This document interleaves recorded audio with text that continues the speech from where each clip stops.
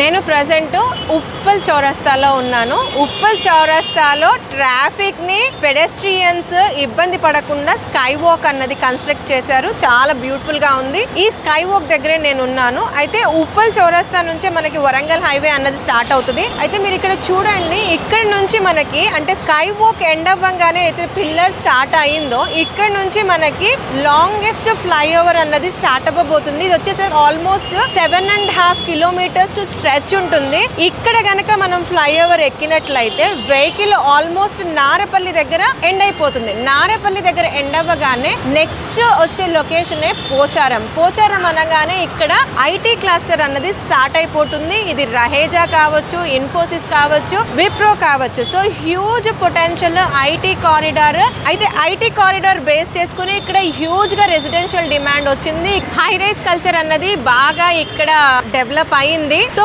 ఇక్కడ ఏదైతే అపార్ట్మెంట్ లో పెట్టే కాస్ట్ లోనే ఇక్కడ విల్లాస్ కూడా ఉన్నాయి. ఔటర్ రింగ్ రోడ్ సర్వీస్ కి జస్ట్ 500 మీటర్స్ డిస్టెన్స్ లో జగసప్న వారు స్పానెస్టా విల్లాస్ అని చెప్పేసి స్టార్ట్ చేశారు. సో ఇది వచ్చేసరికి జస్ట్ 1.5 CR నుంచి ఇక్కడ విల్లాస్ అనేవి అందుబాటులో ఉన్నాయి. మంచి కనెక్టివిటీ. ఉప్పల్ నుంచి అయితే జస్ట్ 15 కిలోమీటర్స్ డిస్టెన్స్. మీరు ఇప్పటికిప్పుడు వచ్చి ఉండాలనుకున్నా లేదా ఇన్వెస్ట్మెంట్ ఆస్పెక్ట్ లో అయినా ఈ యొక్క ప్రాజెక్ట్ చాలా బాగుంటుంది. దీనికి సంబంధించి ఫుల్ లెంత్ వీడియో లింక్ ఇస్తున్నాము, క్లిక్ చేసి వాచ్ చేయండి.